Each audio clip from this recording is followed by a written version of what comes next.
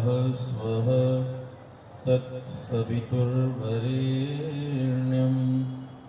भर्गो देवस्य धीमहि धियो यो नः प्रचोदयात्। ॐ उपत्वाग्ने दिवि दिवि दोषामस्तर्धिया वयं नमो भरन्तयेमसि। ॐ विष्णो कर्माणि पश्यत यतो व्रता निपस्पसे इन्द्रस्य युज्यः सखा। ॐ शान्तिः शान्तिः शान्तिः। बोलो वैदिक धर्म की, ऋषिवर दयानंद जी महाराज की, बोलो भारत माता की। धन्यवाद। जिनके सुंदर भजन उपदेश आप सुन रहे थे, आर्य जगत के सुप्रसिद्ध और वरिष्ठ उपदेशक सम्माननीय श्रीमान कंचन कुमार जी और उनके सभी साथी जन, गुरुकुल से पधारी हुई सम्माननीय ब्रह्मचारिणियां, इस कार्यक्रम के आयोजन समिति के अध्यक्ष सम्माननीय महंत सौमित्र जी, आर्य समाज के प्रधान श्रीमान सुधीर कुमार जी, अन्य सभी संरक्षक और अधिकारीगण, अन्य सभी आर्य समाजों, सामाजिक धार्मिक संगठनों के अधिकारी कार्यकर्ता महानुभाव, वंदे मातरम मित्र मंडल के सभी सदस्यगण, प्रबुद्ध और जागरूक धर्म के अभिलाषी सज्जनों, वंदनीय पूजनीय श्रद्धेय मातृशक्ति प्यारे बच्चों, नौजवान साथियों और सभी नगरवासियों, बहुत सुंदर संगीत के साथ आप लोग भजन सुन रहे थे। इधर बाईं तरफ आप देख रहे हैं कुछ यज्ञकुंड सजाए गए हैं। एक बार इन सब के लिए ताली बजाकर इनका धन्यवाद कीजिए। इन्होंने बहुत परिश्रम किया है। और उधर ध्वज के पीछे भी बच्चों ने बहुत अच्छी रंगोली बनाई है। महर्षि दयानंद को भी बनाने का पूरा प्रयास किया है। उन बच्चों के लिए भी आप जोरदार ताली बजाएं। और उनको पुरस्कृत भी किया जाएगा। और कुछ बच्चे पुरस्कृत हुए, उन्होंने अपनी ड्रेस बदल करके बताई कि भाई देखो ये है हमारी ड्रेस। पता नहीं कहाँ कहाँ फैशन के तमाम प्रतियोगिताएं होती हैं बच्चों ने, क्रांतिकारियों की। एक बालक मुझे वहाँ पाठशाला जहाँ बनी है, जहाँ आप लोग रात भोजन लेते हैं, वहाँ आया और मेरे से कहता आपको पता है मैंने क्या बना मैं आज? मैंने कि क्या बना? कि मैं दयानंद बना था आज। भाई चलो, बच्चे के अंदर कितना उत्साह है कि दयानंद बन गए हैं हम। प्यारे बंधुओं, ये बहुत सुंदर वातावरण बनाया गया है, इससे बहुत लाभ होगा। और आप अपने छोटे छोटे बच्चों को साथ जरूर लाया करिए और उन्हें यहाँ पर अनेकों प्रकार से उनके मस्तिष्क को बनाने का प्रयास कीजिए।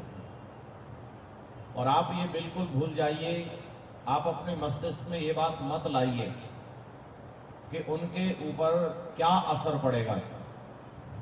तो यहाँ आएंगे तो संस्कार अवश्य पड़ेंगे। और आप में से बहुत लोग ऐसे हैं जो ये कहते हैं हम दादाजी के साथ उंगली पकड़ करके जाते थे, और ज्यादातर वही लोग आर्य समाज में आ रहे हैं जो दादाजी की कभी उंगली पकड़ करके गए थे। और जो आप ऐसा समझते हैं कि आपके बच्चों को पढ़ने दीजिए, आपके बच्चे बहुत महत्वपूर्ण पढ़ाई पढ़ रहे हैं, अगर आप ऐसा समझते हैं तो आप अपने परिवार को बिगड़ता हुआ देखने के लिए तैयार हो जाइए। अब जैसे बालक है, देखो मस्ती से आराम से झूम रहा है, ऐसे बच्चे आने चाहिए जरूर। सभी आयु वर्ग के लोग आने चाहिए और नौजवान विशेषकर आने चाहिए। प्यारे बंधुओं, ये आर्य समाज एक आंदोलन है और यहां पर हर समस्या के प्रति चिंतन किया जाता है, चाहे वह व्यक्तिगत शारीरिक बीमारी से लेकर के क्यों न हो। अगर कोई व्यक्ति बीमार है तो आर्य समाज के संपर्क में आए, उसके इलाज की व्यवस्था की जानकारी दी जाएगी। मानसिक रूप से बीमार है तो उसकी बातें बताई जाएंगी। पारिवारिक समस्या है, सामाजिक, राष्ट्रीय और विश्व स्तर की समस्या है, उससे भी आपको परिचय कराया जाएगा। और परिचय ही नहीं कराया जाएगा, हर समस्या का समाधान भी दिया जाएगा। आप अपने आप को मेरे साथ जोड़ने का पूरा प्रयास करेंगे। मैं मेरी चर्चा आरंभ करता हूं और मैं पीछे जो अभी लॉन में खड़े हैं, मैं भाइयों से निवेदन करूंगा कि मुझे ऐसा लगना चाहिए कि आप लोग सुन रहे हैं।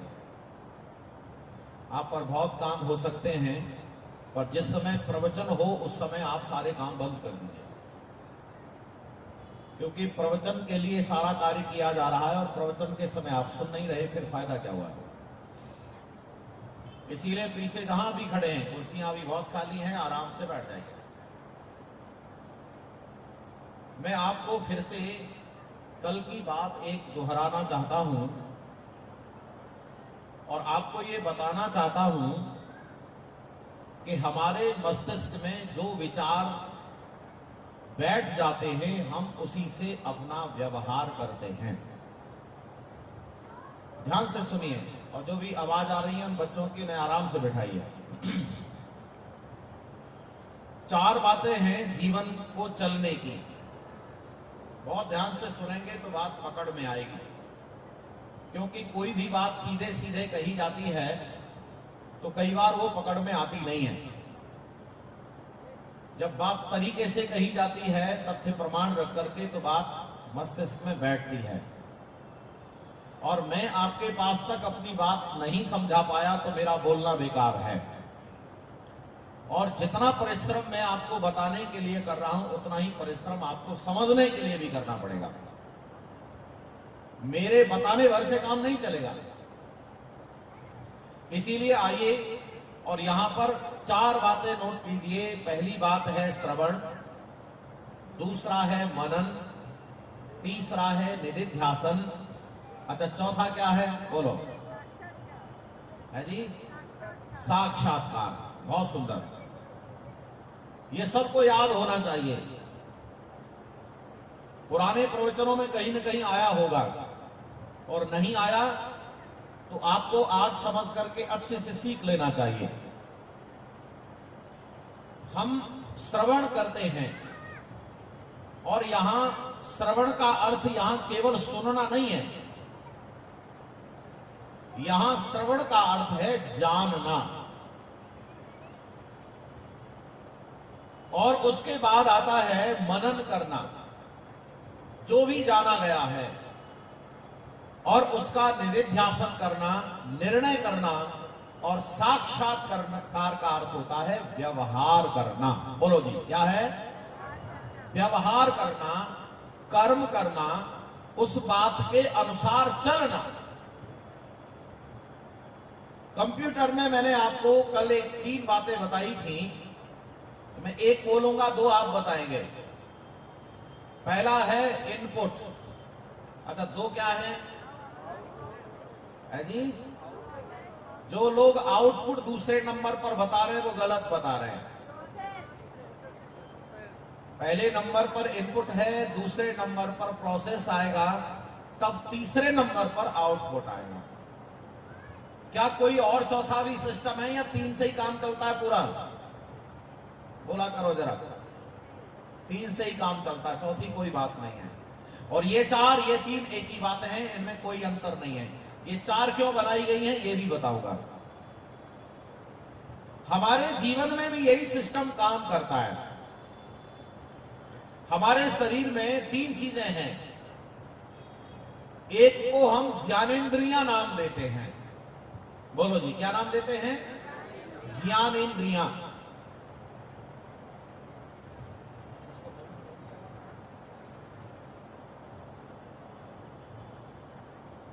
एक ज्ञानेंद्रियां हैं और एक कर्मेंद्रियां हैं।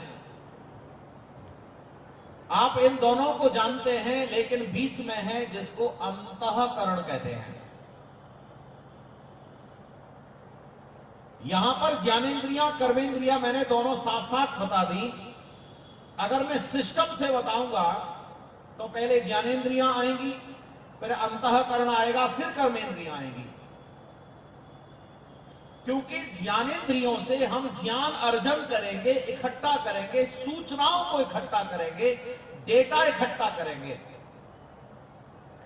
आंखें देखने का काम करती हैं, तो दृश्यों को जो चल रहा है वो देखेगी, लेकिन शब्दों को कान सुनेगा, रस को जिह्वा चखेगी, हाथ से स्पर्श होगा, नासिका गंध लेगी, और ये पांचों प्रकार की सूचनाओं को यहां अंतःकरण को दे दिया जाएगा। बुद्धि के माध्यम से वह अंतःकरण पर चला जाता है, और फिर हम कर्मेंद्रियों को उसी आधार पर करते हैं जो हमारे पास अंतःकरण में प्रोसेस चलता है। ज्ञानेंद्रियों के आधार पर प्रोसेस होगा, प्रोसेस के आधार पर फिर कर्मेंद्रियां काम करेंगी। मैं आपको पहले ये स्पष्ट कर दूं, ये चार क्यों हैं। पहला श्रवण है, दूसरा मनन है, तीसरा निधिध्यासन है, चौथा साक्षात्कार है। तो पहले तीन को स्पष्ट करिए, निधिध्यासन को छोड़िए। पहला श्रवण है, इनपुट है, मनन प्रोसेस है, और व्यवहार साक्षात्कार आउटपुट है। तो निधिध्यासन की क्या जरूरत है? तो देखो, निधिध्यासन यहां वो स्थिति है जैसे आप लोगों ने कोई लेटर टाइप किया अपने कंप्यूटर में, और जब ये लेटर टाइप किया तो उसमें कुछ करेक्शन करना है, करेक्शन कर लिया, उसको डिलीट कर दिया, फिर से टाइप कर लिया, और अब हमने फाइनल देख लिया है। अब हम उसको केवल प्रिंट निकालने के लिए कमांड देने वाले हैं। तो फाइनल स्थिति का नाम निधिध्यासन होता है। मेरी बात पहुंची आप तक?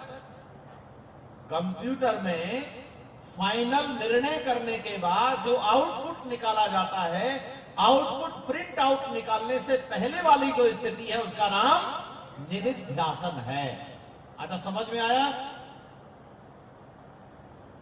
चलो एक बात और बताते हैं आपको। अब हम बताते नहीं, आपसे पूछते हैं। आप लोग सब तैयार हो जाइए, और विशेष करके युवा वर्ग जो कंप्यूटर को जिन्होंने पढ़ा है, मैं अनेक तरह से ये बताना चाहता हूं कि हम काम कैसे करते हैं, हम व्यवहार कैसे करते हैं, जीवन यापन कैसे करते हैं। वो बात मैं समझा करके फिर मैं आगे बढ़ूंगा, और आज कई बातें बताऊंगा। कैसे बिगड़ता है, कैसे सुधरता है, दोनों विकल्प बताऊंगा मैं आपको। लेकिन पहले इस प्रोसेस को समझिए, और आप मुझे बताइए कि हमारे पास इनपुट में एक कलर है, एक रंग है, तो आउटपुट में कितने रंग आएंगे? है जी, लगाइए दिमाग अपना। एक कलर है तो आउटपुट में एक ही कलर आएगा। लेकिन अगला प्रश्न सुनिए, हमारे पास इनपुट में दो कलर है तो आउटपुट में कितने आएंगे? है जी, हाँ, थोड़ा सा कठिन हो गया तो हिल गए आप बोलो, संख्या बोलो जोर से, कितने आएंगे? तो देखो, आप में से कई विकल्प आ रहे हैं। आप में से जो लोग तीन कलर बता रहे हैं उनका उत्तर सही है, क्योंकि दो कलर तो सीधे सीधे ले सकते हो आप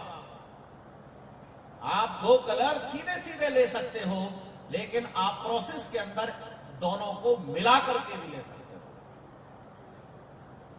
इसीलिए प्रोसेस के अंदर आपके पास तीन रंग आएंगे, और अगर गंभीरता से देखोगे तो रंगों का, उन तीनों रंगों का प्रकार भी आएगा।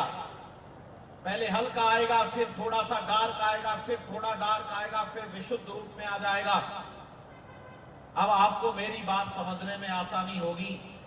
प्यारे बंधुओं, ये मस्तिष्क के अंतर्गत जो इनपुट आता है उससे प्रोसेस होता है और उसके बाद हम आउटपुट करते हैं, और इस दिमाग में आप जैसी बात डाल देते हैं व्यक्ति वैसा ही व्यवहार करने लगता है।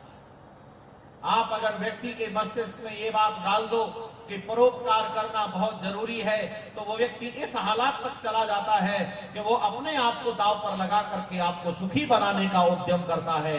और अगर किसी व्यक्ति के दिमाग में ये बात डाल दी जाए कि तुम सारी दुनिया को समाप्त करके तुम खुश हो सकते हो, तो वह अपने आप को दांव पर लगा करके दुनिया को मारने का काम भी कर सकता है। ये केवल मस्तिष्क खोपड़ी परिवर्तन का काम है, मस्तिष्क परिवर्तन। और भारत देश में ये बहुत तेजी से चल रहा है। भारत देश के मस्तिष्क को बदल दिया जा रहा है। इसीलिए आज का जो युवा वर्ग है वह कहीं एक जगह स्थिर नहीं है। ना वो ईश्वर के विषय में स्थिर है, न आत्मा के विषय में स्थिर है, न धर्म कर्म के विषय में स्थिर है। वो परिवार की क्या स्थिति संभालेगा, क्या राष्ट्र को क्या संभालेगा? वो तो चारों तरफ से बिखरा हुआ है। चारों तरफ से उसके मस्तिष्क को ऐसा घेर दिया है, वह किम कर्तव्य की स्थिति में है। किम कर्तव्यम को अगंतव्यम, क्या करें और कहां जाएं, उसे कुछ समझ नहीं आ रहा है। पहले आप ये समझिए, आप जिसको चाहें उसको आप बीमार कर सकते हो, लेकिन करना नहीं। मैं तरीका बता देता हूं। बीमार नहीं करना किसी को।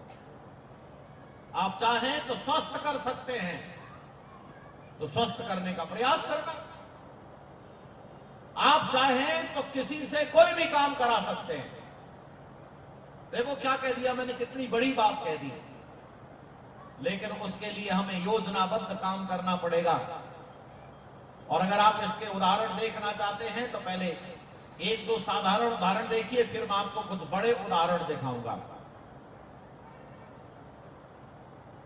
एक व्यक्ति को बीमार करना है और 3 लोगों ने योजना बना ली कि भाई इसको बीमार करना है। जिसको बीमार करना है वो व्यक्ति घर में से निकला, प्रातःकाल सुबह सुबह फ्रेश होकर नहा धोकर एकदम तसल्ली से, और जैसे ही घर से निकला तो दरवाजे पर एक आदमी मिला जिन्होंने योजना बना रखी थी। और उन्होंने कहा, क्या बात है, रात को नींद नहीं आई? बस इतना कहना था उसका। वो कहता है नहीं नहीं, मैं आराम से सोया हूं। वो कहता है नहीं, आपके चेहरे से ऐसा लग रहा है। बस और कुछ नहीं कहा उसने। वो आगे बढ़ा, अगले चौराहे पर एक आदमी और मिल गया।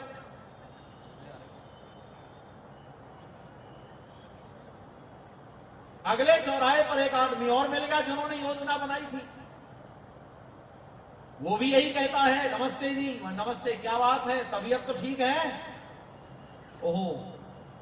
वो कहता है क्या मतलब, तबीयत ठीक है? तो वो कहता है नहीं नहीं, आपके चेहरे से लग रहा है। बस क्या लगता है आपको, जिसको 2 बार एक ही बात 2 लोग कह दें तो बोलो मस्तिष्क में सोचेगा हाँ या ना? वो कहीं अपने चेहरे को देखेगा, कहीं शीशे में देखेगा, कहीं कार खड़ी होगी उसके शीशे में देखेगा और अपने आप को सोचेगा हाँ कुछ तो गड़बड़ है। लेकिन कमाल जब हुआ जब तीसरा व्यक्ति थोड़ा चलने के बाद मिल गया और उसने कोई नमस्ते नहीं की और सीधे सीधे कहता है, भाई साहब आपको पीलिया कब से हो गया है?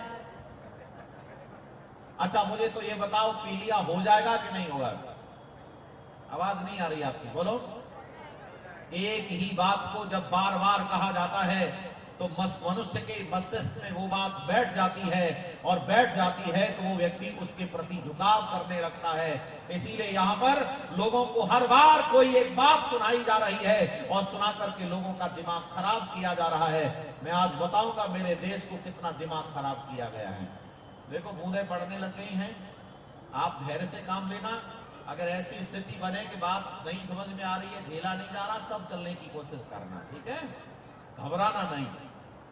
हो सकता है कि थोड़ी देर में सब साफ हो जाए और ज्यादा भी आ सकती है, लेकिन टेंशन नहीं लेना किसी प्रकार की, ठीक है ना। ऐसा मत समझना कि क्या हो गया, अभी इतना पांडाल तो है हमारे बाप के ऊपर के वो थोड़ा बहुत तो झेल ही लेगा, और जब नहीं झेलेगा तो देखेंगे। और देखो कैसी भी हालात हो, हमें उन हालातों से निपटने का मन बना के रखना चाहिए, बस घबराना नहीं चाहिए किसी भी हालात में, ठीक है।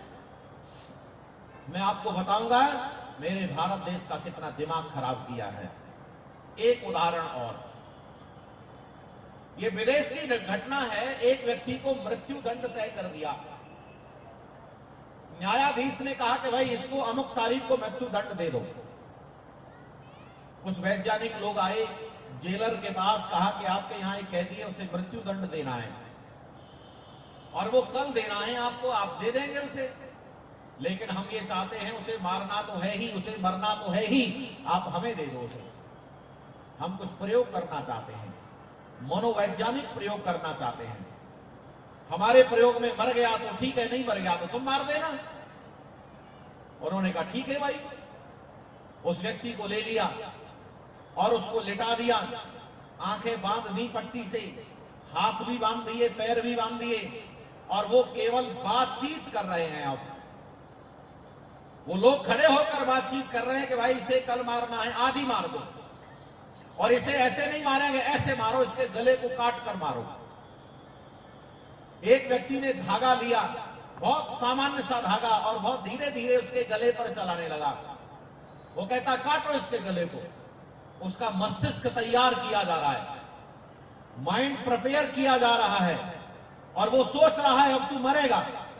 ओहो, एक व्यक्ति कहता अरे इसके तो खून निकलने लगा, और हुआ क्या, उसने उस धागे पर थोड़ा पानी डाल दिया। पानी वाला धागा आप जानते हैं बड़ा रफली चलने लगता है, बड़ा आराम से चलने लगता है, और उसके मस्तिष्क ने स्वीकार कर दिया कि अब तेरा गला कट गया है, जबकि गला बिल्कुल नहीं कटा है, और वो व्यक्ति मर गया। मेरे समाज को भी ऐसे ही मारने की योजना चल रही है। मेरे देश का मस्तिष्क यहां बिगाड़ दिया जा रहा है।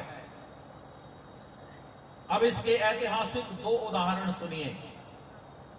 पहला उदाहरण रामायण का है, और रामायण के अंदर एक मंथरा नाम का पात्र है, मंथरा। और वो मंथरा नाम का पात्र कौन है, जरा बताएंगे मुझे? महारानी कैकेयी की दासी है। और महारानी कैकेयी की दासी वो उथल पुथल देखती है समाज के अंदर। उथल पुथल का मतलब भगदड़ हो रही है, तैयारी हो रही है, इधर उधर जा रहे हैं लोग, हलचल हो रही है। और माताओं में एक बहुत बड़ा गुण होता है, जानने की इच्छा। तुरंत कोई घटना हो रही हो, जानो क्या हो रहा है। उससे जब पता नहीं चला कैसे भी, तो अट्टालिका पर चढ़ गई। अट्टालिका पर चढ़कर और देखा कि तैयारी बहुत अच्छे से हो रही है, तो उसने तुरंत पास वाली अट्टालिका पर कौशल्या माता की दासी से पूछ लिया, अरे बता प्रोग्राम क्या है। तो उसने प्रोग्राम बताया कि प्रातःकाल श्री राम को राजा बनाया जाएगा, प्रातःकाल राज्याभिषेक होगा। ये बात सुनकर तुरंत आ गई और महारानी कैकेयी के पास, उनके भवन में, उनके रूम में जाकर के, जहां वो विश्राम कर रही थी, कक्ष में गई और कहती हैं अब तू सोती रहे, तेरा भाग्य भी सोने वाला है। महारानी कैकेयी कहती है तेरा दिमाग तो ठीक है, क्या खबर है, क्या सूचना है? तो वो कहती है मेरे पास ऐसी खबर है, आप चौंक जाओगी, आश्चर्य होगा आपको, बता। तो वो कहती है सुबह सुबह श्री राम को राजा बनाया जाएगा, और आपने ये घटना पहले सुनी होगी। आप मुझे बताओ कि महारानी कैकेयी को ये बात सुनकर अच्छा लगा कि बुरा लगा? बोलो। बहुत सुंदर, अच्छा लगा। और कितना अच्छा लगा? इतना अच्छा लगा कि अपने गले का कीमती हार उतार करके मंथरा को कि ये ले, ये तेरा पुरस्कार है, तूने मुझे आह्लादित कर दिया, आनंदित कर दिया, मैं बहुत अच्छा लग रहा है मुझे। लेकिन मंथरा कहती है तुम्हें अच्छा इसीलिए लग रहा है क्योंकि तुम्हारा दिमाग ठीक नहीं है, तुम्हारे हालात भी मेरे जैसे होने वाले हैं। जैसे मैं दासी हूं, तुम भी दासी बनने वाली हो, तुम्हारा लड़का दास बनने वाला है, तुम्हें पता है राज्याभिषेक हो रहा है, तुम्हें पता नहीं, तुम्हारा बच्चा यहां है नहीं। महारानी केकई का दिमाग खराब कर दिया, और इतना दिमाग खराब कर दिया कि वो मंथरा से कहती है, अच्छा तू बता क्या करूं मैं अपने भाग्य को संभालने के लिए। मंथरा कहती है, मेरे पास प्रोग्राम है, एक काम करो, तुम 2 वरदान मांग लो राजा से, लेकिन ऐसे ही मत मांग लेना, जब तक पूरा विश्वास नहीं हो जाए कि राजा वरदान दे देगा तब तक नहीं मांगना। बात ठीक है, और एक बात बताइए, अपने हालात खराब कर ले, दिखा दे कि मैं बहुत परेशान हूं, अपने बालों को खोल दे, आभूषण फेंक दे, फटे पुराने मैले कपड़े पहन ले। महारानी केकई ऐसा ही वातावरण बना करके खूब भवन में लेट गई हैं। अच्छा, थोड़ी देर के लिए ऐसा वातावरण अपनी नजरों के सामने क्रिएट करके देखो, और आप बताओ ऐसे हालात किसी के घर में हो और उस महिला का पति बाहर से आए तो बताओ कैसी स्थिति होगी। राजा आया और राजा बड़ी शालीनता, बड़ी विनम्रता से, बड़े मधुर स्वर में कहता है, देवी तबीयत तो ठीक है, तबीयत तो ठीक है, अगर तबीयत खराब हो तो इलाज किया जाए, अगर किसी ने कुछ कह दिया हो तो बताओ दंडित किया जाए। तो महारानी केकई कहती है, नहीं मेरी तबीयत बिल्कुल ठीक है, मुझे किसी ने कुछ नहीं कहा है। तब फिर राजा कहता है, फिर ये प्रोग्राम बनाने की क्या जरूरत है। तो सुनो बंधु माताओं बहनों, महारानी केकई कहती है कि मुझे आपने वरदान नहीं दिए जो 2 धरोहर के रूप में रखे थे, इसीलिए प्रोग्राम बनाया है। तो राजा कहता है, देवी तुम जिस कुल में रह रही हो, इस कुल की बात की इतनी बात भी नहीं समझ पाई। अरे ये कुल की परंपरा है, यहां प्राण तो जा सकते हैं लेकिन वचन नहीं जा सकते। लेकिन देवी कहती है, नहीं मुझे विश्वास नहीं रहा, क्योंकि इतने दिन हो गए आपने कोई ध्यान ही नहीं दिया। तब राजा कहता है, बताओ मैं विश्वास कैसे दिलाऊं। राजा कहता है, मेरे 4 पुत्र हैं, मैं चारों की शपथ लेता हूं, सबसे प्यारा पुत्र राम है, तुम भी जानती हो, मैं राम की शपथ लेता हूं, वरदान मांगो, मैं वरदान देने को तैयार हूं। प्यारे बंधुओं जरा ध्यान लगाकर सुनना। महारानी केकई ने पहला वरदान मांगा, जब विश्वास हो गया राजा वरदान दे ही देगा। पहला वरदान है भरत को राजा बनाया जाए। भरत राजा दशरथ ने कहा ठीक, वरदान दिया। दूसरा वरदान है राम को 14 वर्ष का वनवास दिया जाए। जरा ध्यान से सुनना, इधर ध्यान दो, जो तैयारी कर रहे हैं करने दो उनको, बढ़िया सब व्यवस्था चल रही है। प्यारे बंधुओं, जैसे ही राम को 14 वर्ष के वनवास का वरदान मांगा, राजा हिल गया और अनुनय विनय करने लगा, है देवी राम ने तुम्हारा क्या बिगाड़ा है, राम तो तुमसे बहुत प्यार करता, अपनी मां से भी ज्यादा प्यार करता है, तुम भी राम को ज्यादा प्यार करती हो, ऐसा क्या हो गया। और राजा दशरथ सब कुछ देने को तैयार है, और अंत में कहता है, देवी अगर राम वन को चला गया तो मैं जीवित नहीं रहूंगा। अच्छा बताओ और क्या कहे। राजा दशरथ कहते हैं, मैं जीवित नहीं रह सकता देवी। लेकिन महारानी केकई का इतना दिमाग खराब हो गया था कि उन्होंने किसी बात को भी ध्यान से न सुना, अपनी बात पर अड़ी रही। और मैं अब आपको एक सीधी बात का संकेत करना चाहता हूं। प्यारे बंधुओं, जैसे केकई का दिमाग खराब कर दिया था, वैसे ही भारत देश के अनेक लोगों का दिमाग खराब कर दिया है। जिनको राम कभी अच्छे लगते थे, आज राम उनको अच्छे नहीं लगते हैं। यह है भारत देश के मस्तिष्क की विकृति का कमाल। बोलो हाँ या ना। भारत देश में ऐसे बहुत लोग हैं जिनको राम अब अच्छे, बोलो, अरे इतने अच्छे नहीं लगते। आप जय श्री राम तो बोलो, जरा बोलो एक बार, जय श्री। अगर कुर्सी पर बैठे हो तो कुर्सी फेंक कर मार देते हैं और तमाम उल्टी दलीलें देते हैं। अरे इनसे तो अच्छे वो लोग हैं, कभी विदेश के लोग, इंडोनेशिया के लोग देहरादून में कोई कार्यक्रम देने आए थे, रामलीला का कार्यक्रम हो रहा था। तो वो इंडोनेशिया के लोग मुसलमान थे जो रामलीला खेलने आए थे। यहाँ के पत्रकारों ने पूछा, अरे तुम तो मुसलमान हो, अरे तुम राम की लीला खेल रहे हो, तो कमाल का उत्तर दिया था, भारत के लोगों को कम से कम उनसे सबक लेना चाहिए। उन्होंने कहा था, अरे हमने मत धर्म ही तो बदल लिया है, कहीं हमने बाप थोड़ा ही बदल लिया है। अरे राम तो हमारे बाप हैं, हमारे दादा हैं, हमारे पिता हैं, अरे उनको कैसे बदल लेंगे। कम से कम भारत के लोगों को ये बात समझ में नहीं आती। जो लोग राम से बेस करते, बताओ दिमाग खराब है कि नहीं है, बोलो। अच्छा चलो, मैं समझता हूं अब मेरी बातें आप तक आराम से पहुंच जाएंगी। प्यारे बंधुओं, भारत देश के सामान्य लोगों का ही दिमाग खराब नहीं है, भारत देश के न्यायाधीशों का भी दिमाग खराब है। जिस देश के अंदर लड़का लड़का शादी करने का न्याय पारित होता हो,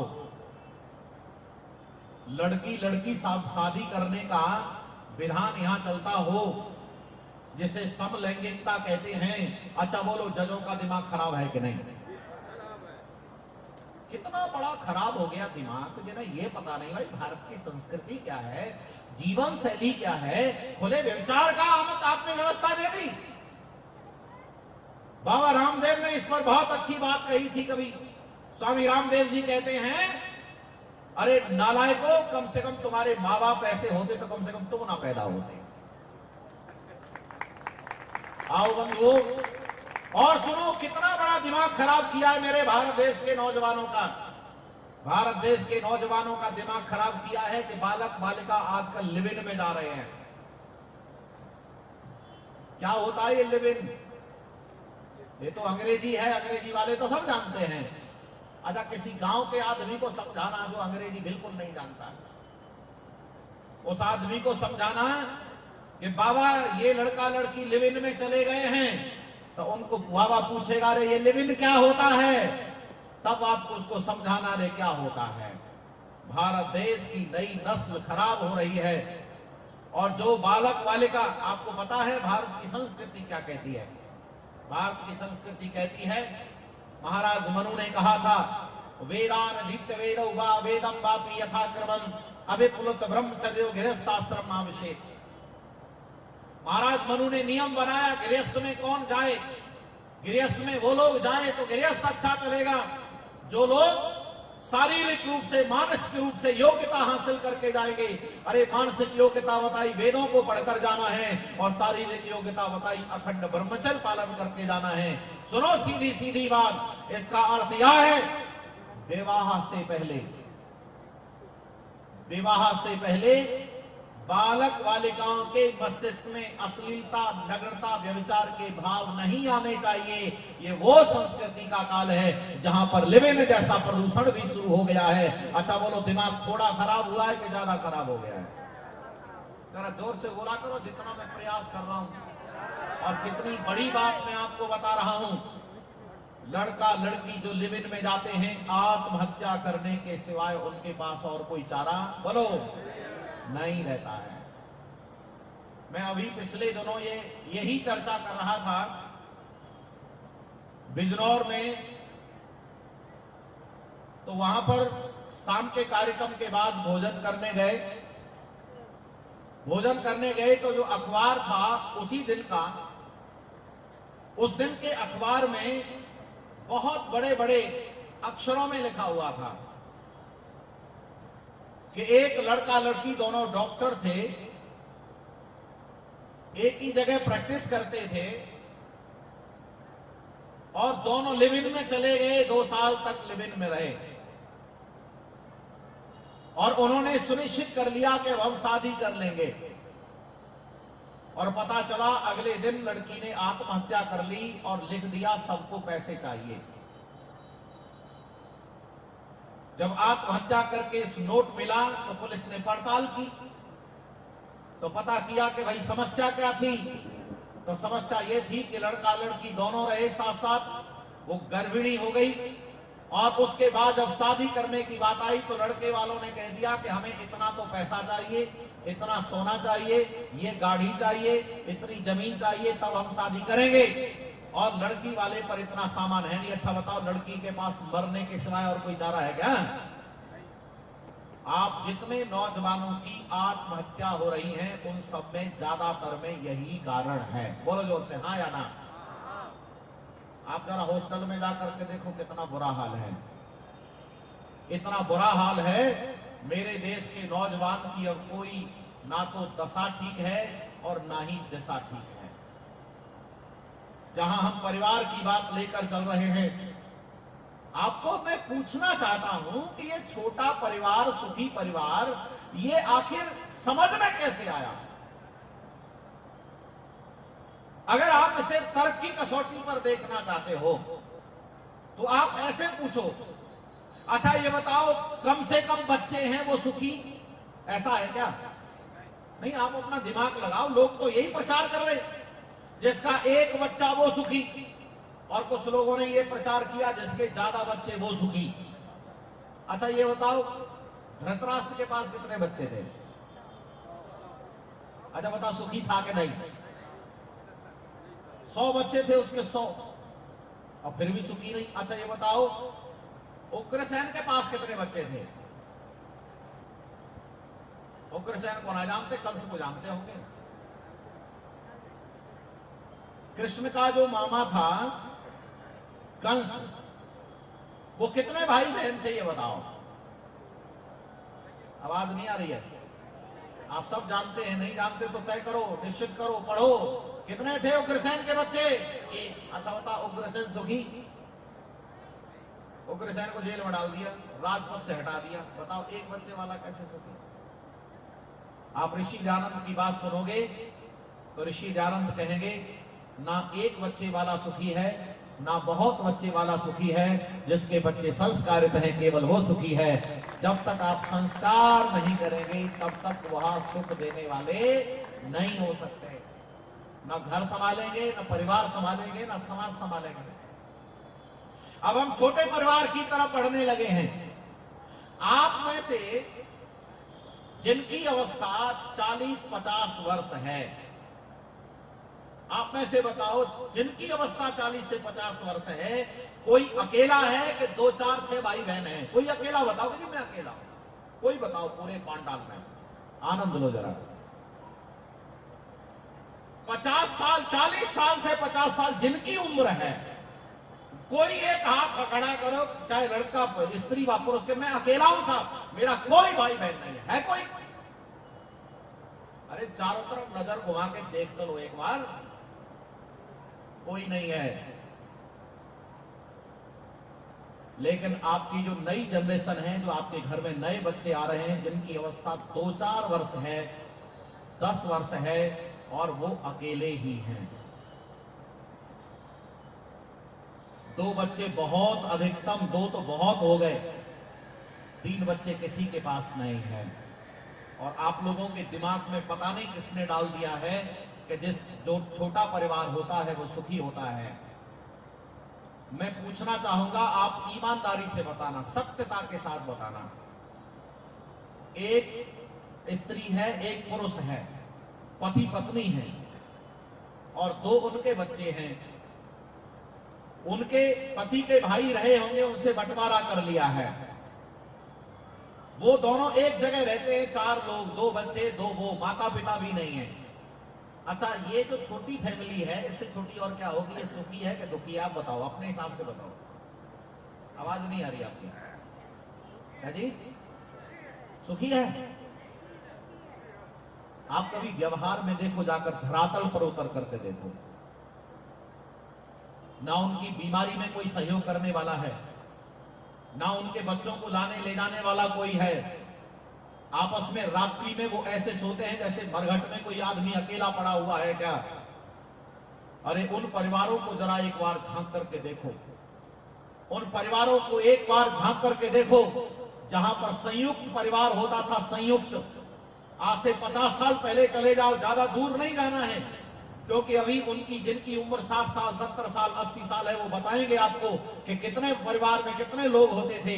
अरे इतने लोग होते थे कि कई तो बहुएं होती थी घर में, कई बहुएं, और उनकी बहुओं की सास भी कई होती थी। कोई चाची सास है, कोई ताई सास है, कोई सास है, और कई बार तो कमाल तो यह है, सास की भी सास होती थी, और कई बार तो उसकी भी सास होती थी, दादी सास तक होती थी घर में। और घर में जब सारे लोग इकट्ठे होते थे तो पूरा चहल पहल का वातावरण होता था। सारे बच्चों में से किसी को ये नहीं पता होता था बाहर से आने वाले को कि ये बच्चे किसके हैं, क्योंकि बड़े वाले को ताऊ जी को सब ताऊ जी नहीं कहते थे, या तो बड़े पिता कहते थे या ताऊ जी भी कहते थे, तो खुद के बच्चे भी ताऊ जी कहते थे। और जो सबसे छोटा होता था उसे कोई चाचा नहीं कहता था, मतलब उसके बच्चे भी उसे चाचा कहते थे या फिर छोटे पिता कहते थे। बाहर से कोई आता था तब बताते थे कि ये इसके बच्चे हैं, ये इसके बच्चे हैं। ओहो, कैसा वातावरण रहा होगा प्यारे बंधु। उस वातावरण में बड़ा आनंद था, बड़ी खुशियां थी। कोई दुखी भी होता था तो कोई भी व्यक्ति दुख को निवारण के लिए वो व्यक्ति उपस्थित हो जाता था, क्योंकि घर में अनेक लोग हैं, वहां दुख बांट लिया जाता था। अब अकेला परिवार है, बांटोगे कैसे, क्योंकि संबंध तो आपने रखे नहीं किसी से। हाँ, मेरे देश में दुष्प्रचार बहुत हुआ और मैं वहीं ले चल रहा हूं आपको कि दिमाग खराब कर दिया गया, दिमाग खराब कर दिया गया। कभी लोग कहते थे बच्चे 3 नहीं अच्छे, ये सबसे पहला स्लोगन है, बच्चे 3 ही अच्छे। और उसके बाद थोड़ा दिन व्यतीत हुआ, फिर एक स्लोगन आया, बच्चे 2 ही अच्छे। और एक स्लोगन तो कमाल का आया, हम 2 हमारे 2। तो एक व्यक्ति कह रहा था हम 2 हमारे 2, मैंने कहा धीरे से बोल, अरे धीरे से बोल, हम 2 हमारे 2, क्योंकि ये बात अगर तेरे बच्चों को पता चल गई तो तेरा कहीं ठिकाना नहीं होगा। इसमें ये आधा स्लोगन है, हम 2 हमारे 2, और आधा है माता पिता को भाड़ में डाल दो। ये अंडरस्टूड है, ये इसमें छिपा हुआ है। अच्छा बताओ, हम 2 हमारे 2 में माता पिता आए क्या?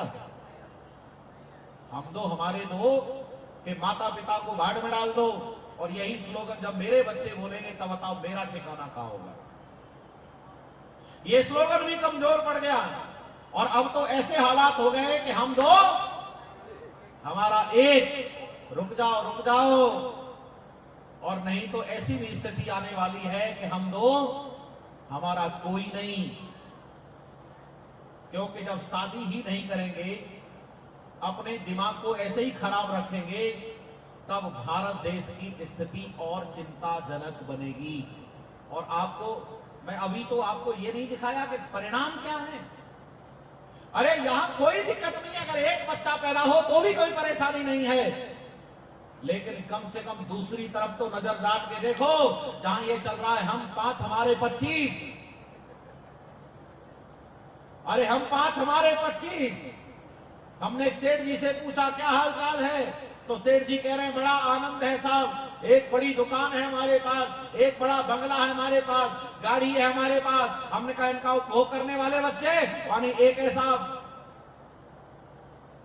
और उन्होंने कह रखा है, साफ भाषा में कह रखा है कि ये सब गाड़ी बंगला एक दिन हमारे होंगे, ये देश भी एक दिन हमारा होगा, और जिस दिन जनसंख्या अनुपात ज्यादा बिगड़ गया उस दिन आपका कहीं ठिकाना नहीं रहेगा। बोलो मैं ठीक कह रहा हूं क्या? मैं साफ भाषा में बता रहा हूं, कोई लाग लपेट नहीं कर रहा हूं, क्योंकि आपने क्योंकि परिवार को राष्ट्र के साथ जोड़ दिया है। और अभी कल का दिन बाकी है, मैं आपको बताऊंगा राष्ट्र में पतन के कितने कारण हैं। केवल एक हिंदुओं की संख्या घटना ही केवल एक कारण नहीं है, बल्कि अनुपात बिगड़ना भी कारण है। भारत देश में ऐसे अनेक कारण हैं जो चारों तरफ से आपको बिगाड़ा जा रहा है, आपको नाश करने की सारी योजनाएं बना रखी है। प्यारे बंधुओं, अगर आप वाकई में राष्ट्र को संभालना चाहते हो तो पहले अपने परिवार को संभालो। और मैं एक बात कहता हूं, आपको ठीक लगे तो जरा समर्थन करना। अरे बच्चे ना एक अच्छा है ना ज्यादा अच्छे हैं, अरे जितनी पालन कर सकते हो, जितनों को संस्कार दे सकते हो, उतने बच्चे पैदा करने चाहिए। वो चाहे 2 हो सकते, 3 हो सकते, 4 और ज्यादा भी हो सकते हैं। इसको एक नाम दिया है बुद्धिजीवी लोगों ने, और उसका नाम है रिश्ते बचाओ। जोर से बोलो जरा एक बार, क्या नाम दिया? रिश्ते बचाओ। अच्छा, एक बच्चा है तो बोलो कोई रिश्ता बचा? चाचा, ताऊ, भतीजा, ये कोई रिश्ता बचा क्या? सारे रिश्ते खत्म। एक बच्चा है, उसे क्या करोगे आप? इसीलिए रिश्ते बचाओ। और रिश्ते बचाने का अर्थ है कि कुछ इतनी संतानें पैदा करो जितनी पालन कर सकते हो। आप 2 बच्चों का पालन कर सकते हो, 2 करो, 3 करो, ज्यादा से ज्यादा बच्चे ऐसा नहीं कह रहा हूं कि मैं आप ज्यादा करो, हालांकि वेद ने तो आदेश दिया है कि 10 बच्चे होने चाहिए। लेकिन मैं ऐसे आदमी को कैसे कह दूं जो रोज कमाता है, रोज खाता है, उसको 10 बच्चे पैदा करने की इजाजत की निवेदन क्यों करूं मैं? क्योंकि मैं यहां न्याय करने के लिए बैठा हूं। जब मुझे आपने इस मंच पर बिठाया उपदेश करने के लिए, तो मेरा अपना कर्तव्य बनता है कि मैं आपको सही पूरी जानकारी दूं। और देखो, यहां भारत देश के नागरिकों की जितनी बड़ी जिम्मेदारी है, उतनी से ज्यादा बड़ी जिम्मेदारी भारत सरकार की भी है। वो एक वर्ग को बच्चे कम पैदा करने के लिए निवेदन नहीं कर सकते, और अगर कोई एक वर्ग ज्यादा बच्चे पैदा कर रहा है तो ज्यादा बच्चे पैदा करने की उनको भी इजाजत नहीं दी जा सकती है। इसीलिए सरकार को जल्दी से जल्दी संख्या नियंत्रण का कार्य करने की सबसे बड़ी जरूरत है। जनसंख्या नियंत्रण, अभी जनसंख्या के लिए निर्धारण का फाइल तो आ गया, अभी जनसंख्या व्यवस्थित करने का, पड़ताल करने का, कितने जनसंख्या है हमारे यहां और किसको यहां की नागरिकता दी जा सकती है, ये कानून तो आ गया आपके यहां। लेकिन ये कानून जितना जल्दी आया है, वो कानून भी, जोर से बोलो, उतना जल्दी आना चाहिए, उतना जल्दी आना चाहिए कि यहां पर सरकार की सारी लाभ योजनाओं का लाभ केवल वही व्यक्ति ले सकता है जो सरकार के नियमों के अनुसार चलेगा, और जिसके पास 2 बच्चे से अधिक हैं उस व्यक्ति को सरकार की कोई सेवा का लाभ प्राप्त होने वाला है। प्यारे बंधु, हालात बहुत बिगड़ रहे हैं, और हालात इतने बिगड़ रहे हैं कि जैसे आप लोग यहां सम्मेलन में बैठे हैं, ये सारी जानकारी पूरे देश को सुननी चाहिए, और आप लोग बात बात में प्रचार करो। और आज से ये जहां भी खड़े हो, शादी में, पार्टी में, और आप लोग ये प्रचार करो, रिश्ते बचाओ। जोर से बोलो, क्या प्रचार करो? प्रचार करो, आपस में प्रचार करो, और पूछो कितने बच्चे हैं, माने एक है, अच्छा एक है, कैसे काम चलेगा? आपको पता नहीं है कि एक समय कहावत थी, हमारे ब्रज में कहते थे, हमारे ब्रज में कहते थे, ब्रज की भाषा में, जाको रेरो ताको खेरो, जाको रेरो ताको खेरो। अच्छा, ब्रज में समझ में आया आपको? जाको माने जिसका, रेरो माने ज्यादा संख्या, ताको माने उसका, और खेरो माने गांव। अब तो समझ में आ गया होगा ना? जिसके घर में ज्यादा लोग रहते हैं, गांव उसका होता है। अच्छा बताओ, ये बात सार्थक है कि गलत है? अब बताओ, आपके पास कहां है? आपकी जनसंख्या कम हो रही है, रेशो गड़बड़ा रहा है। और मैं आपको अभी आगामी सभाएं कल होंगी, इस समय तो ऐसा लग रहा है कि कार्यक्रम आप कितनी देर तक झेल पाएंगे। इसीलिए मैं कोशिश कर रहा हूं जल्दी से एक संदेश आपको चला जाए, क्योंकि व्याख्यान तो होते रहते, घंटों चलते रहते हैं, पर एक संदेश चला जाए बस। सुनो, जनसंख्या वृद्धि विस्फोटक हो रही है, और आपकी जनसंख्या वृद्धि कगार पर जा रही है, अनुपात बिगड़ रहा है, इतनी तेजी से बढ़ रही है। और जिस क्षेत्र में आपकी संख्या कम पड़ जाती है, आपको वहां से भागना पड़ता है। एक पुस्तक पढ़ना कभी मिले, महाराष्ट्र के एक सज्जन हैं डॉक्टर धर्मवीर, उन्होंने पुस्तक लिखी राष्ट्र का मृत्यु पाश। छोटी पुस्तिका है, हाँ जी, राष्ट्र का मृत्यु पाश, मौत का फंदा, राष्ट्र की मौत का फंदा, डॉक्टर धर्मवीर ने लिखी है, लघु पुस्तिका है। मैं व्याख्यान देने गया महाराष्ट्र में, महीनों महीनों प्रचार किया मैंने। कुछ लोग सुनने आए तो उनको जाकर कहा कि आचार्य जी एक व्याख्यान करने आए, राष्ट्र पर चर्चा कर रहे हैं। तो वो लोग भी सुनने आए एक दिन डॉक्टर धर्मवीर, और उन्होंने सुनकर जाकर कहा कि आचार्य जी को कल हमारे यहां लाओ। शादी नहीं की उन्होंने। तो आप सोच रहे होंगे कि राष्ट्र की संभालने की बात करते, खुद ने शादी नहीं की। इसका मतलब ये नहीं है कि एक व्यक्ति शादी नहीं कर रहा तो उससे राष्ट्र को हानि होगी। उन्होंने कहा मैंने संकल्प ले रखा है कि मैं शादी नहीं करूंगा, मैं अपना जीवन, मेरा धन, मेरा सारा कुछ सब राष्ट्र के नाम लगाया जाएगा, नौजवानों को तैयार करके राष्ट्र के प्रति तैयार करूंगा, ये मेरा संकल्प है।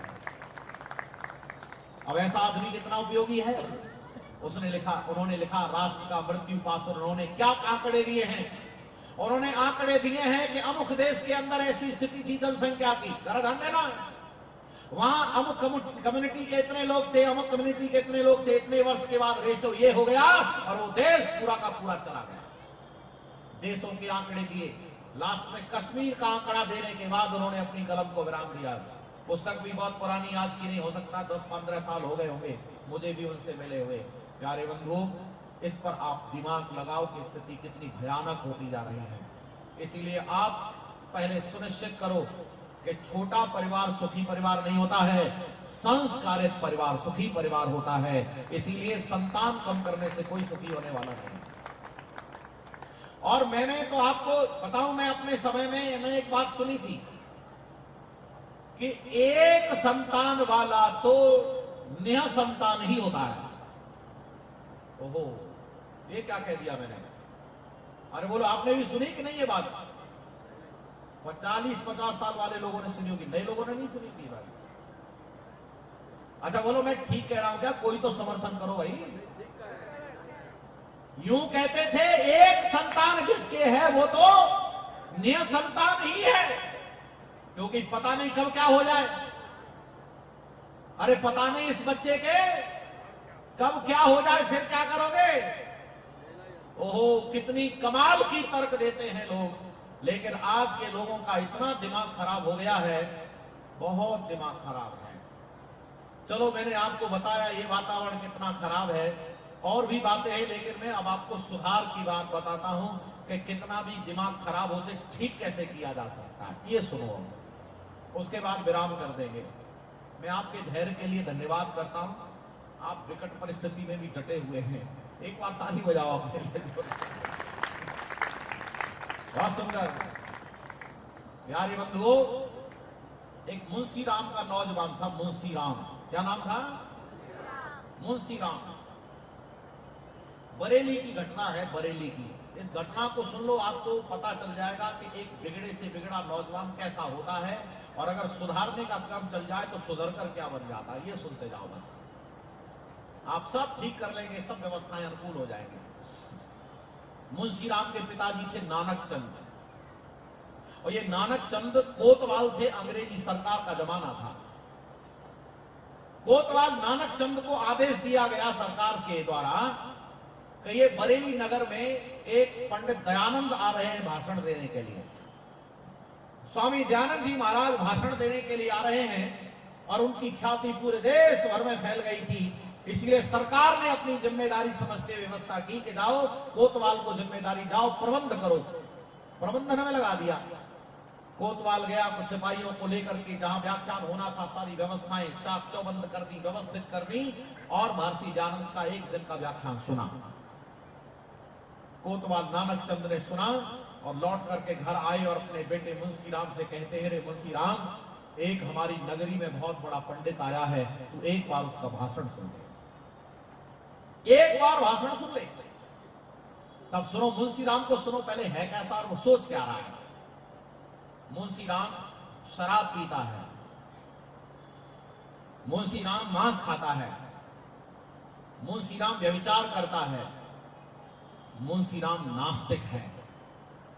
वो न तुम्हारे ईश्वर को मानता है, न किसी वेद को मानता है, न किसी पंडित जी को मानता है, न किसी शास्त्र को मानता है, और भारतीय संस्कृति का विरोधी है। ईसाइयों से प्रभावित है, ईसाइयों का मान सम्मान करता है, अंग्रेजी का सम्मान करता है, संस्कृत का अपमान करता है। ऐसा है। अच्छा, मैं कहीं ऐसा तो नहीं देख रहा मेरे देश का नौजवान कहीं इधर ही जा रहा है क्या? आप देखना, मैं नजारा दिखा रहा हूं बस आपको। मेरे देश के नौजवानों की दशा और दिशा ठीक हो जाएगी। ये उदाहरण ठीक से सुनो। मुंशी राम के गुण बताए मैंने कैसा है। और जब पिताजी ने कहा बेटा पंडित जी का भाषण सुन के आना, तो सुनो क्या सोचता है मुंशी राम। सोचता है ये पंडित जी हमको क्या समझाएगा, हम तो अंग्रेजी पढ़े लिखे लोग हैं, आज भी मेरे देश के नौजवानों को ऐसा लगता है कि जो अंग्रेजी जानता है वो ज्यादा विद्वान होता है। क्यों जी, ऐसा ही है क्या? अंग्रेजी एक भाषा है और भाषा अलग बात होती है और नॉलेज अलग बात होती है। नॉलेज और लैंग्वेज, ऐसा भी नहीं है कि संस्कृत जानने वाला केवल संस्कृत भाषा जानता है तो वो विद्वान हो जाएगा, ऐसा भी नहीं है। लेकिन ज्ञान अर्जन करने के लिए सबसे उपयोगी वैज्ञानिक भाषा संस्कृत है। और एक बात और कि अभी तक जो पुस्तकें हैं जिनमें ज्ञान भरा पड़ा है वो ज्यादातर संस्कृत में ही है, उनका ट्रांसलेशन अन्य भाषाओं में अभी नहीं हो पाया है। सबसे ज्यादा ज्ञान का भंडार संस्कृत भाषा की किताबों में ही है। मुंशी राम सोच रहा है ये पंडित हमको क्या समझाएगा, हम तो बहुत पढ़े लिखे लोग हैं। एक बात बस भली कि पिताजी ने कहा है चलो चलेंगे, पीछे जाके खड़े होंगे, बात मतलब की मिली ठीक है, नहीं तो चल पड़ेंगे। कह देंगे पिताजी से वहां गए तो थे, मतलब की तो कोई बात ही नहीं वहां। खैर मुंशी राम गया और मुंशी राम जाकर के देखता है बहुत भारी पब्लिक है, बहुत भीड़ है, प्रवचन सुनने के लिए व्याख्यान सुनने आई है। भीड़ को देखा, लेकिन भीड़ के मंच जो बना था, मंच पर बैठे हुए लोगों को देखा तो उसके मस्तिष्क में तुरंत एक प्रश्न पैदा हुआ कि पंडित जी तो अभी आए नहीं हैं, पर पंडित जी का भाषण सुनने के लिए जो लोग बैठे हैं वो लोग उसके लिए बड़े आदरणीय हैं। अंग्रेजों के बड़े बड़े अधिकारी लोग बैठे हैं, पादरी लोग बैठे जिनको वो सम्मान करता है। उसके मन में आया कि भाई पंडित जी को थोड़ी देर सुनेंगे, क्योंकि ये लोग बैठे हैं सुनने के लिए। महर्षि दयानंद आए, सबने अदब किया, सम्मान किया, खड़े होकर के सब बैठकर प्रवचन सुना। मुंशी राम ने एक क्षण के लिए भी ये विचार नहीं किया कि मुझे यहां से चल देना। पूरा व्याख्यान सुन लिया और जब पूरा व्याख्यान सुन लिया तब फिर कार्यक्रम समाप्त होते ही भीड़ जाने लगी और वो भीड़ को चीरते हुए मंच की ओर आया और मंच पर आकर के स्वामी जी से कहता है, स्वामी जी मैं दो बात कर सकता हूं क्या?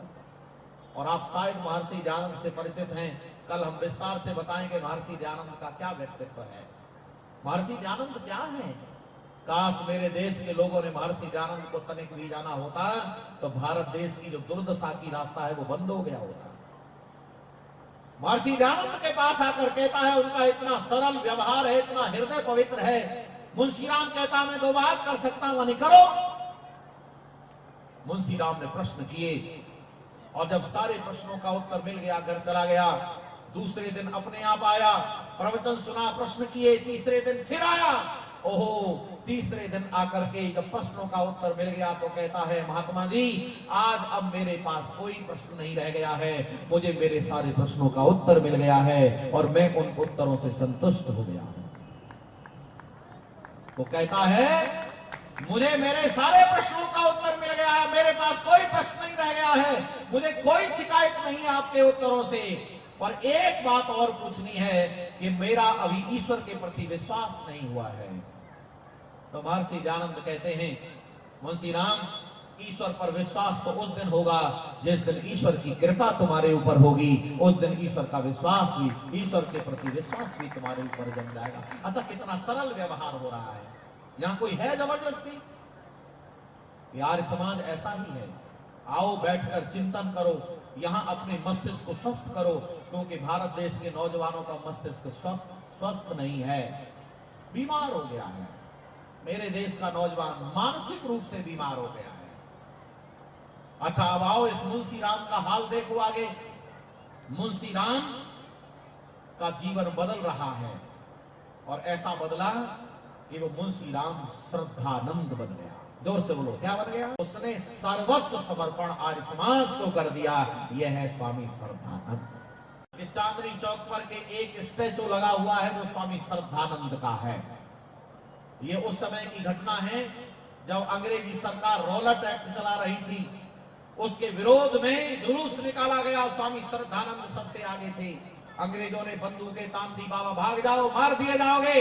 तो स्वामी श्रद्धानंद ने अपने कमीज के बटन खोलकर कहा, हिम्मत है तो मारो, ये दयानंद का शिष्य है, ये पीछे हटने वाला नहीं है, ये वो है स्वामी श्रद्धानंद, ये वो स्वामी श्रद्धानंद है पूरे विश्व के इतिहास में ऐसा कोई व्यक्ति नहीं है जो नॉन मुस्लिम हो, जो मुसलमान नहीं है और मुसलमानों की मस्जिद पर खड़े होकर के भाषण दिया हो। ये गौरव अगर किसी को प्राप्त है तो स्वामी श्रद्धानंद को प्राप्त है। दिल्ली की जामा मस्जिद पर खड़े होकर के स्वामी श्रद्धानंद ने भाषण दिया था, और वो भी वेद मंत्र बोल करके दिया था, तुम्हें ना पिता वसो तुम माता सतक्रतु बभूविता। ये वो है स्वामी श्रद्धानंद जिन्होंने गुरुकुल खोला। महर्षि दयानंद की व्यवस्था में गुरुकुल प्रमुख है। गुरुकुल खोला, कांगड़ी विश्वविद्यालय के नाम से आजकल प्रसिद्ध है। बालिकाओं के लिए पाठशाला खोली। उस समय बालिकाओं को पढ़ाया नहीं जाता था, बालिकाओं को पढ़ाना पाप समझा जाता था। ऐसे समय में स्वामी श्रद्धानंद ने जालंधर में बालिकाओं के लिए पाठशाला खोली, बड़ा विरोध सहने के बाद भी। प्यारे बंधु, ये वो स्वामी श्रद्धानंद हैं जिन्होंने विधर्मी बने हुए भाइयों को फिर से गले लगा लिया था। सबसे पहला काम शुद्धि का काम स्वामी श्रद्धानंद ने किया था, जिसमें लाखों लाखों लोगों को जो मुसलमान बन गए थे उनको हिंदू बनाने का काम किया था। आज वर्तमान भी स्वामी श्रद्धानंद की आशा करता है कि स्वामी श्रद्धानंद की तरह लोग निकल कर आगे आए, तब समाज राष्ट्र की रक्षा हो सकती है। एक बार किसी ने ये कह दिया कि ये जो बाबा है ना गुरुकुल में बम बनाता है, ये स्वामी श्रद्धानंद गुरुकुल में बम बनाता है। अंग्रेजी आ गए सबका? हाँ जी, कुछ कहना है? अच्छा करते हो ठीक है, उपसंहार कर रहे हैं, समापन की होगी। आइए 2 मिनट। अंग्रेज के लोग आ गए, सैनिक अधिकारी ने पूछा स्वामी श्रद्धानंद से बम बनाते हो? स्वामी जी ने कहा हाँ। अच्छा हाँ कहना था, इतनी देर में तो दौड़ गए सैनिक, पूरे के गुरुकुल को छाना है। पड़ताल करने के बाद कहते करनी कि न बम मिला न बम का सामान। तो फिर अधिकारी कहता स्वामी जी से झूठ बोलते हो? तो स्वामी जी कहते नहीं, झूठ नहीं बोलते। अब तो अधिकारी आश्चर्य में पड़ गया, ये कह रहा बम बनाते हैं, झूठ बोलते नहीं है, तो बम का सामान नहीं। अरे बाबा बम है कहां तुम्हारे? अभी दिखाते हैं। बैल बजाई, गुरुकुल के सारे ब्रह्मचारी खड़े होकर आकर के देखो ये मेरे बम हैं, और ये जहां जहां गिरेंगे वहां भारत को मजबूत करेंगे और तुम्हारी सरकार को खत्म करने का उद्यम करेंगे। ये है बम। और सुनो, व्यंग है, कमाल का व्यंग तैयार हो गया है। स्वामी श्रद्धानंद ने सत्यार्थ प्रकाश मंगाया, अधिकारी को दे दिया, ये बम बनाने का फॉर्मूला है। ये सत्यार्थ प्रकाश के है, माने ये बम बनाने का फॉर्मूला है। और एक कमाल की बात और कही, ऐसा करना, इसे ढंग से पढ़ लेना, तू भी अच्छा बम बनेगा। कैसे कैसे दीवाने लोग हैं जो बिगड़े हुए सुधर गए। आज वर्तमान में सुधारने की जरूरत है, विशेषकर युवा वर्ग को, जिसको ये समझ में आ जाए कि हम अपने परिवार को कैसे सुखी रख सकते हैं, और केवल परिवार नहीं, राष्ट्र कैसे सुखी होगा। तो वो पहले परिवार को संभाले पूरी योग्यता के साथ। ये फालतू के जितने काम चल रहे हैं उन्हें बंद करे और आए अपने परिवार के साथ। और कितनी संतान पैदा करे? जितनी पालन कर सकता है। केवल एक बच्चा, कमाल है, करोड़पति लोगों के यहाँ पर एक एक बच्चा, अरबपति लोगों के यहाँ एक एक बच्चा। अरे भाई तुम इतनी संतान, इतनी संतत, ये संपत्ति का क्या करोगे? अभी और भी बात बताऊंगा। जो आपके आसपास दलित हैं, कमजोर हैं, उनको भी गले लगाओ। ये कल के विषय में बताऊंगा आपको कि हिंदुओं को क्या करना चाहिए, क्योंकि टॉपिक ही ऐसा रखा है शाम का कि हम लोग क्या करें ताकि भारत सुरक्षित हो जाए। ये तो मैंने शुरुआत की है, कल और बात करेंगे, समय बहुत हो गया। और आपने ऐसी रिमझिम टपकती हुई बारिश में भी आपने धैर्य से सुना। मैं आपका बहुत हृदय से धन्यवाद करता हूं और आशा करता हूं कि चर्चा को ध्यान से सुनेंगे और एक बात दिमाग में ले जाएंगे कि आर्य समाज का कार्यक्रम है वैचारिक आंदोलन। बोलो क्या नाम है? मस्तिष्क परिवर्तन। अगर आप गुरुकुल में दे देंगे तो एक अच्छा नौजवान तैयार हो जाएगा, और आतंकवादियों को दे दोगे तो बम बन जाएगा, बम आत्मघाती बम बन जाएगा, अपने नाश करके दूसरों को विनाश कर जाएगा। केवल मस्तिष्क परिवर्तन होना है। बोलो क्या होना है? मस्तिष्क बदल दो, सब बदल जाता है। यहाँ खोपड़ी परिवर्तन। तो मुझे आशा नहीं, पूरा विश्वास है कि आप इस चिंतन से लाभ लेंगे। आप सबने धैर्य से सुना, आपका बहुत बहुत धन्यवाद। नमन है।